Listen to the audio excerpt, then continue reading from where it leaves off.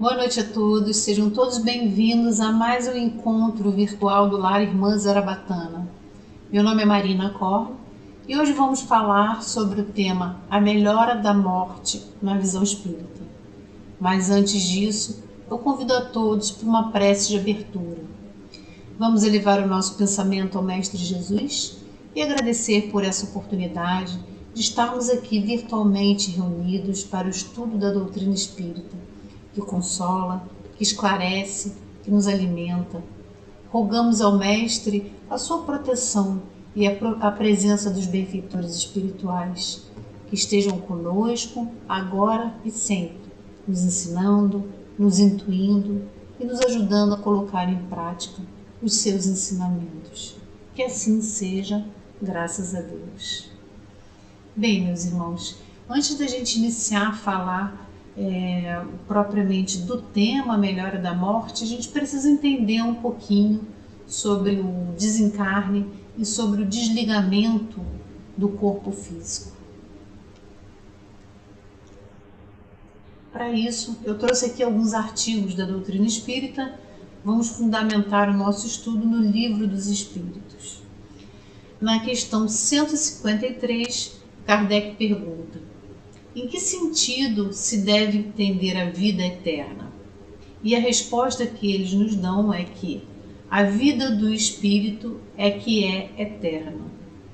A do corpo é transitória e passageira, ou seja, o nosso corpo físico serve aqui como uma moradia temporária, como uma vestimenta durante o nosso período de encarnação no plano físico. Quando o corpo morre, a alma retorna à vida eterna. Ainda no Livro dos Espíritos, a questão 155 questiona: como se opera a separação da alma e do corpo? E a resposta é que, roto os laços que a retinham, ela se desprende. Ou seja, aqui nós estamos falando, propriamente dito, do desligamento do perispírito e do espírito do corpo físico. Ok? Na questão 135, Kardec pergunta: há no homem alguma outra coisa além da alma e do corpo? E os espíritos respondem: há o laço que liga a alma, aqui no caso ele falando do espírito, e o corpo. A alma é o espírito encarnado e o laço que liga é o perispírito. E aí Kardec pergunta: de que natureza é esse laço? Qual é a natureza do perispírito? O perispírito, também conhecido como corpo fluídico, ele tem uma natureza semimaterial. Isso é uma natureza intermediária entre o espírito e o corpo físico. Portanto, o homem é formado de três partes essenciais: do corpo ou ser material, que é análogo a dos animais e é animado pelo princípio vital; a alma, que é o espírito encarnado e tem no corpo a sua habitação; e o princípio intermediário ou o perispírito, que é essa substância semimaterial que serve de primeiro envoltório ao espírito e liga a alma ao corpo físico. Então, fazendo uma analogia a um fruto, o germe ou a semente, que no caso do abacate seria equivalente ao espírito. O perisperma seria o perispírito, o primeiro envoltório do espírito. E a casca seria o nosso corpo físico e que dá a forma ao fruto. Na questão 423 do Livro dos Espíritos nos ensina que, em se rompendo por efeito da morte real e pela desagregação dos órgãos, os laços que prendem um ao outro, integral se torna a separação e o espírito não volta mais ao seu envoltório. Ou seja, a partir do momento em que se rompe efetivamente esses laços que prendem, esses laços fluídicos, o espírito não retorna mais ao corpo físico. E aí a gente chama atenção aqui para uma questão, quando ele menciona a morte real. Por quê? Porque existem situações em que, pelos recursos avançados da medicina, aquela situação da saúde, por mais grave que pareça, ela pode ser revertida. Então, digamos que uma pessoa venha infartar, não obrigatoriamente aquela morte se consumou, porque hoje em dia existem recursos de medicações e choque elétricos, entre outros, que podem reverter aquele quadro, por mais grave que ele pareça. Então, quando chega o momento dessa separação integral, do desenlace, não há recurso da medicina que consiga reverter, tá? Na hora que realmente se romper, que houver a separação entre o espírito e o corpo físico, ali sim cessa a vida naquele corpo físico para o corpo físico e permanece o espírito para a sua eternidade. Aqui nessa figura a gente consegue visualizar bem o espírito, aqui o perispírito e o corpo físico. Essa ilustração nos mostra que entre o espírito e o perispírito existe uma ligação denominada cordão de ouro. Entre o perispírito ou o corpo astral e o corpo físico existe uma ligação denominada cordão de prata. Além disso, cada molécula do nosso corpo físico é ligada ao nosso corpo astral, que é o perispírito, molécula por molécula, átomo por átomo. Existe uma ligação fluídica e que, durante o processo de desligamento, eles vão se rompendo lentamente. O último rompimento cessa a vida aqui no corpo físico quando se rompe o cordão de prata.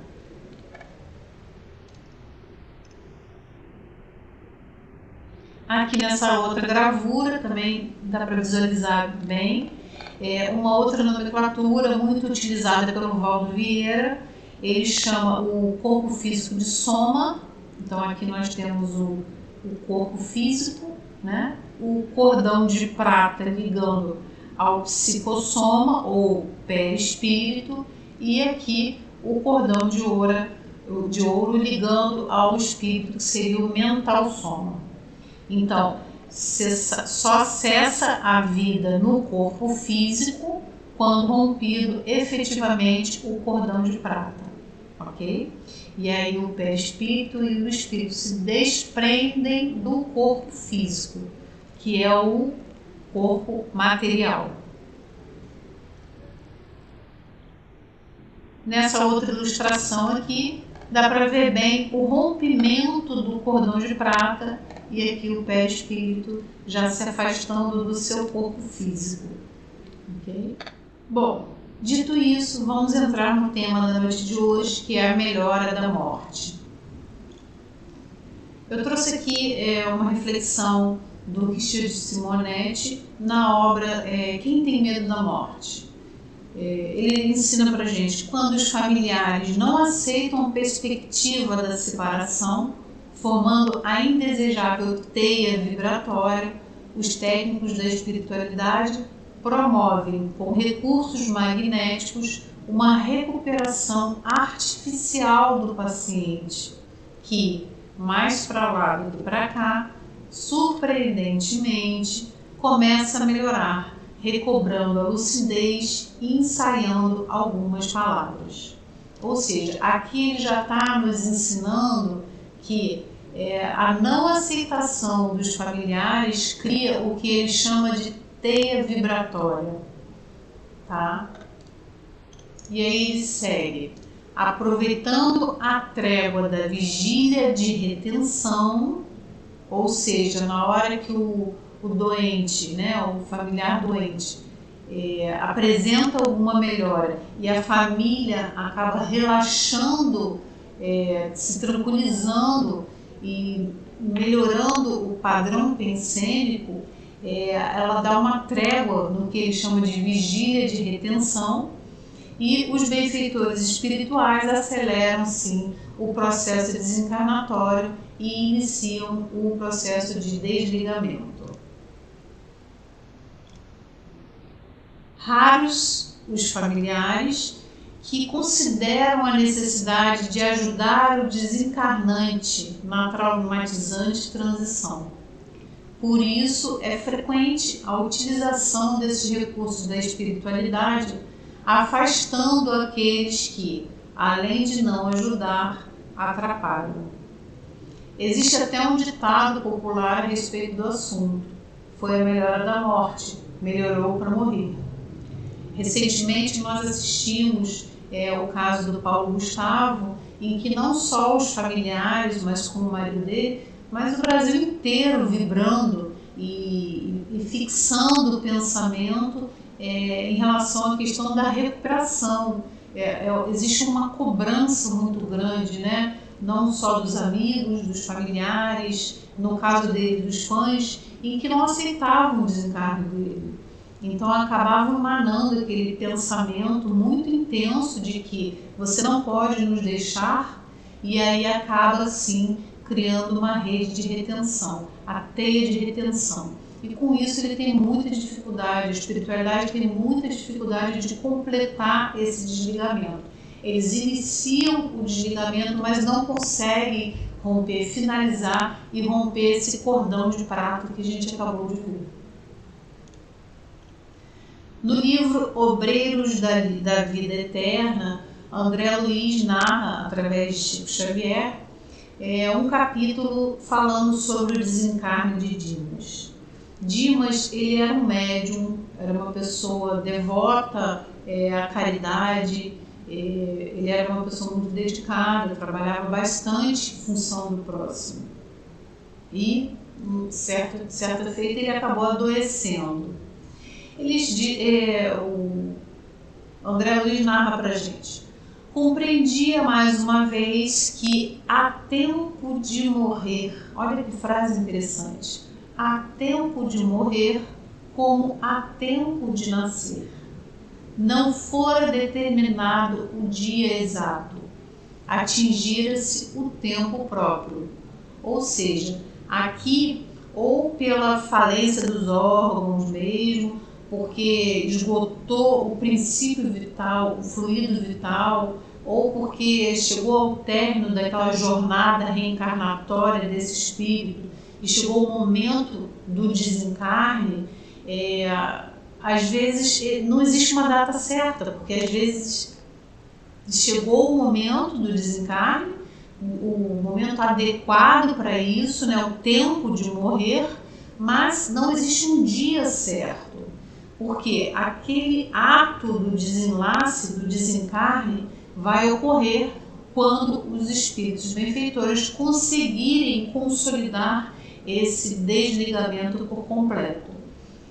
Pouquíssimos espíritos são muito elevados a ponto de conseguir esse desligamento com naturalidade, sem o amparo desses benfeitores espirituais que têm essa missão de colaborar e de ajudar no desligamento entre o corpo físico e o corpo espiritual. Então, nós estaremos sempre amparados no momento da nossa morte, para que essa equipe espiritual, essa equipe socorrista, esteja ali processando esse desligamento do nosso corpo físico. Então, muito importante que a gente tenha fé, eleve o nosso pensamento, de que a gente vai sim estar amparado, assim como os nossos familiares, tá?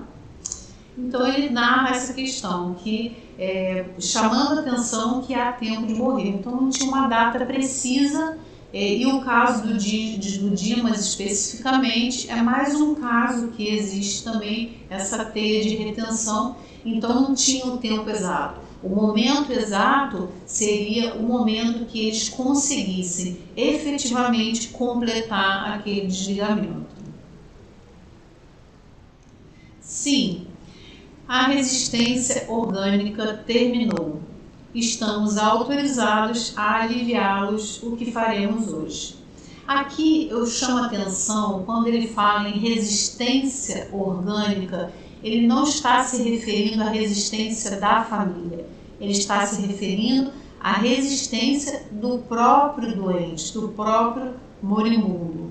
Por quê? Porque muitas vezes o próprio paciente ele fica resistindo ao desenlace porque ele fica preocupado, muito apegado ou aos familiares, ou à sua condição física, ou ao seu corpo físico. Então é a questão do materialismo, do apego materialista.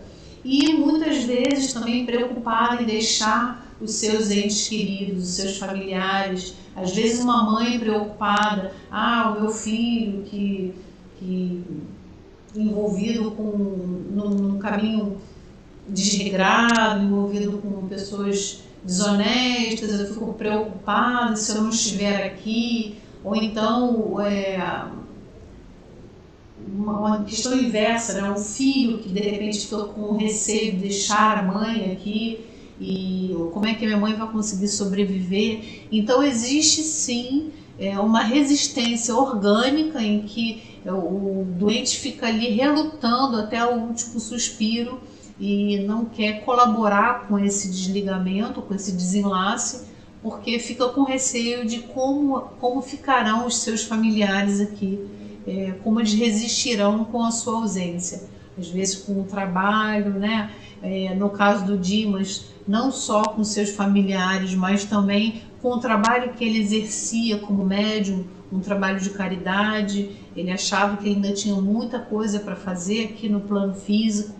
E também ficava muito preocupado com a sua esposa, como ela suportaria essa dor, como ela sobreviveria à morte dele, né, do marido. E aí, no caso de um espírito merecedor, né, porque isso é muito do merecimento, os espíritos benfeitores permitem que um familiar venha até o leito e conforte, e consiga se comunicar com o doente, fale, venha meu filho, está tudo bem, como foi aqui no caso que a gente está verificando, o caso de Dimas, em que a mãe se aproxima e acolhe, né, de forma que olha para frente, não se preocupa que vai ficar tudo bem, eu estou aqui para te ajudar, tenha confiança nessa passagem, está tudo bem, nós estamos aqui do lado de cá te esperando. Quando chega uma pessoa conhecida, um familiar, né, já desencarnado, e se aproxima do doente, acolhe o doente, aí sim acaba aquela resistência orgânica, aquele medo de morrer, né, aquele medo da passagem para o outro lado, para o lado desconhecido. No caso do Dimas, ele nem era uma pessoa leiga no assunto, porque ele era um médium, era uma pessoa que estudava, né, tinha conhecimento da doutrina espírita. Agora imagina para uma pessoa leiga, como esse receio deve ser muito mais exacerbado, tá? Então sim, existe uma resistência orgânica do próprio doente e isso é um dos obstáculos para a desencarnação. A esposa do médium, a esposa de Dimas, mantinha-se firme ao seu lado, olhos vermelhos de chorar, emitindo forças de retenção amorosa que prendiam o moribundo em vasto emaranhado de fios cinzentos, dando-nos a impressão de peixe encarcerado em rede caprichosa. Ou seja, ela aqui, olha, com uma retenção amorosa, ela fazendo isso como gesto de amor, porque ela não queria ficar sem o companheiro dela, sem o marido dela, né? Então, com todo amor, com toda dedicação, ela não saía ali do lado do doente, mas ao mesmo tempo, inconscientemente, ela acabava emitindo esses fios, esse emaranhado aqui que forma essa rede de retenção e que aqui ele cita como peixe encarcerado em rede própria. Recomendou o assistente, no caso aqui o Jerônimo, que Luciana e Hipólito se mantivessem ao lado da senhora, modificando-lhes as vibrações mentais e instruindo-me para coadjuvar-lhe a influenciação como se fazia mistério. Ou seja, aqui é a espiritualidade atuando sobre os familiares. Tudo isso é uma questão de merecimento, tá, gente?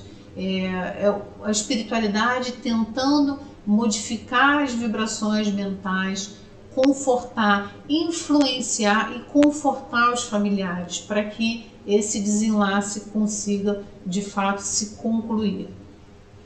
Enquanto mantinha as mãos coladas ao cérebro de Dimas, propiciando-lhe a renovação das forças gerais, Jerônimo aplicava-lhes passes longitudinais, desfazendo os fios magnéticos que se entrecruzavam sobre o corpo abatido. Ou seja, Jerônimo estava ali fazendo um passe fluídico, magnetismo, em cima do corpo físico de Dimas, para que aqueles fios magnéticos se desfizessem e ele conseguisse apresentar qualquer tipo de melhora. Precisamos fornecer-lhes melhorias fictícias, asseverou o dirigente de nossas atividades, tranquilizando-lhes os parentes aflitos. A câmara está repleta de substâncias mentais torturantes. Então aqui é mais uma questão que ele traz para a gente, que André Luiz traz, que essas melhoras são melhoras fictícias. Tá? Para quê? Para que tranquilize os parentes e que eles possam sim parar de emanar esse pensamento tão forte que acaba retendo o doente ali no seu corpo físico. Então aqui estão os benfeitores espirituais dando um passe no corpo físico de Dimas para que ele apresente qualquer tipo de melhora. E aqui eles permanecem dando esses passes magnéticos para tentar minimizar os efeitos deletérios da doença, dos órgãos, atuando sobre os órgãos, para que Dimas desperte e consiga se despedir da família, consiga interagir com a família, simulando realmente uma melhora, de forma a minimizar esse pensamento tão atenuante, né, da família, tão deletério. E é parecido com o que aconteceu, né, com o Paulo Gustavo, que ele estava muito mal e ele acabou apresentando uma melhora, ele despertou, ele interagiu, ele conversou com os médicos, enfim. Esse aqui foi o trabalho também da espiritualidade atuando sobre o Dimas para que ele conseguisse interagir com sua família. E aí, sim, Dimas interage, ele desperta e ele conversa com a esposa, com o filho, todo mundo, a família fica muito mais aliviada daquela situação. E ele fala, eu estou bem, agora eu preciso descansar, eu me sinto muito bem, por favor. Ele olha para a esposa, vê a esposa numa situação muito abatida, e ele fala, por favor, vai descansar, você está aqui na vigília há muitos dias e tudo, eu preciso que você descanse e fique bem. E aí os familiares chamam o médico que está cuidando dele, o médico comparece, detecta, né, examina ali, detecta que de fato ele tinha apresentado melhoras, ele estava respirando melhor e tudo, a frequência cardíaca melhor. E apesar do André Luiz narrar no capítulo que ele fica muito impressionado com os efeitos da doença, os órgãos físicos dele estavam muito destruídos, né? Mas ainda assim, ao exame clínico, o médico detectou uma melhora e suspendeu uma série de medicações, analgésicos, porque considerou que ele de fato tinha apresentado uma grande melhora. E com isso, a esposa consegue sair dali daquela câmara ali do quarto do Dimas, o filho também, o médico vai embora, deixam o Dimas descansando e aí sim chega toda a equipe espiritual ali, os benfeitores espirituais, para conseguirem de fato completar esse desligamento do corpo físico. Tá? Aqui nessa imagem, essas imagens foram extraídas do curta-metragem A Desencarnação de Dimas, que está disponível no YouTube. Eu recomendo a todos que assistam, porque é bem interessante. Aqui nessa imagem a gente vê que a ação dos espíritos benfeitores aqui surtindo efeito, em que o desenlace começa a ocorrer, molécula por molécula, conforme a gente viu, e aquele perispírito e o espírito começam de fato a se desligar do corpo físico, né? Permanecendo ainda no cordão de prata. Aqui o procedimento um pouco mais avançado, a gente já visualiza aqui o perispírito praticamente todo desligado do corpo físico, permanecendo ainda no cordão de prata, e no final esse cordão de prata é rompido e aí sim cessa a vida desse espírito neste corpo físico. O espírito segue para a vida eterna e o corpo físico fica aqui se deteriorando. Então, gente, a maior reflexão que a gente traz com esse ensinamento na noite de hoje é que o nosso pensamento ele é uma onda eletromagnética, né? E ele possui uma força gigantesca, né? E se propaga através da energia universal.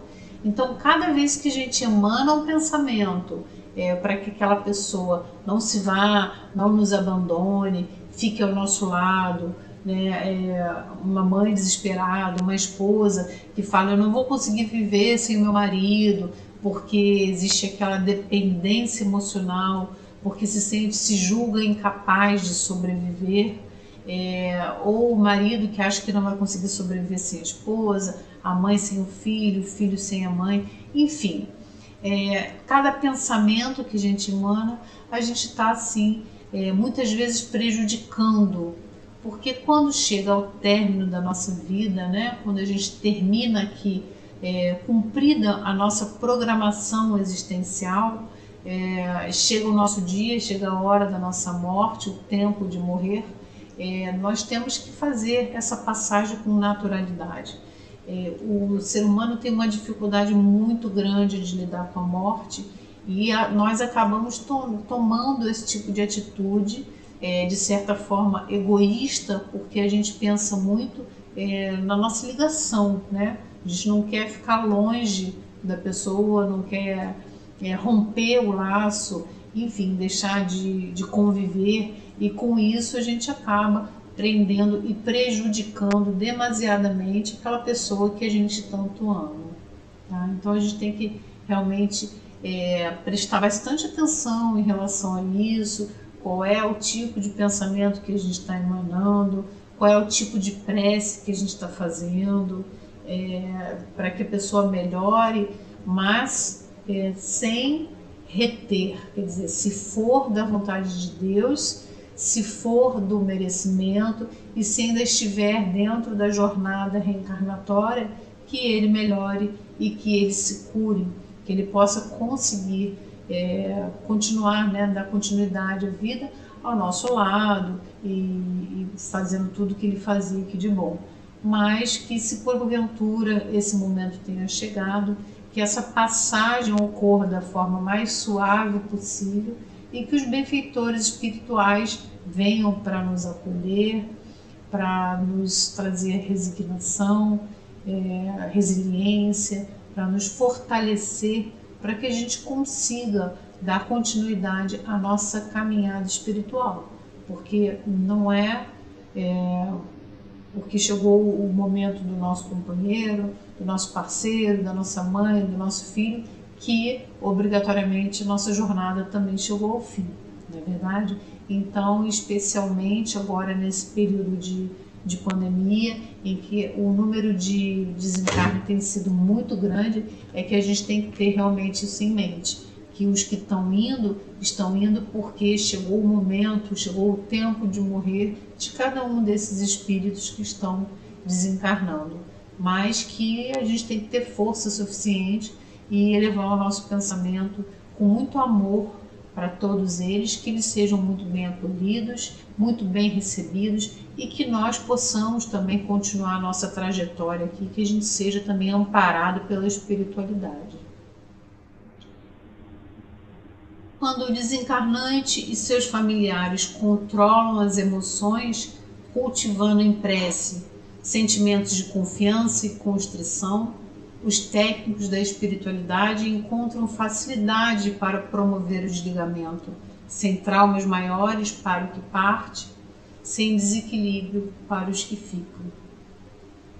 Então, tenhamos em mente que devemos sim elevar o nosso pensamento e esperando que ocorra o melhor para aquela pessoa, para aquele espírito, para aquele nosso familiar, para aquele nosso ente querido. Lógico que a gente não pode ficar desesperado e achar que todas as vezes que um doente melhora, significa que é a melhora da morte. Não, não é isso.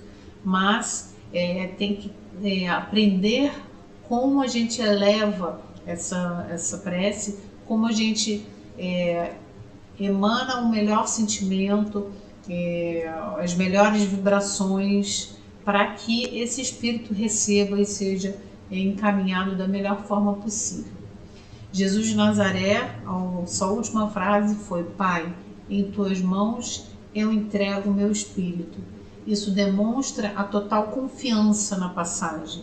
Então, quando chegar a nossa hora, ou quando chegar a hora do nosso ente querido, do nosso familiar, que a gente tenha fé, que a gente tenha certeza da continuidade da vida, da passagem daqui para regressando para o nosso lar, né? Regressando para o nosso verdadeiro lar, que é o mundo espiritual. Aqui a gente está num período transitório, a gente está aqui de passagem e a gente está aqui para aprender, para evoluir na esfera física, né? No corpo físico. Então, que nós possamos ter fé, tranquilidade e muito equilíbrio para que essas perdas e para que a nossa passagem, quando chegar a nossa hora, ocorram da forma mais suave possível, da forma mais benéfica. Porque da mesma forma que a gente se entristece quando deixa aqui os nossos familiares na hora da nossa passagem, a gente tem que pensar que a gente também está retornando à pátria espiritual e encontrando outros tantos familiares espirituais que muitas vezes a gente nem lembra da existência deles, por necessidade de apagar a nossa memória temporariamente, transitoriamente. Assim como os nossos entes queridos que aqui estão nesse período tão traumático desencarnando em massa, eles também estão sendo recepcionados e recebidos na pátria espiritual por diversos familiares, e lá eles serão acolhidos e poderão dar continuidade à sua jornada de evolução espiritual.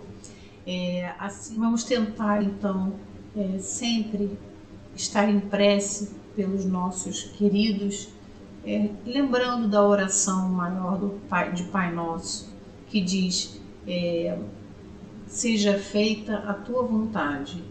Então, que seja feita a vontade de Deus, que se for pela melhora, que Ele melhore, e se for chegada a hora, que Ele faça uma excelente passagem e deixe aqui também excelentes ensinamentos.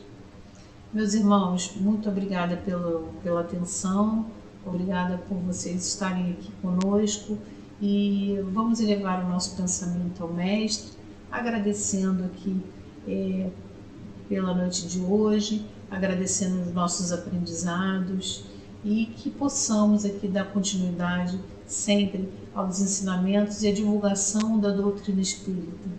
Que assim seja, graças a Deus.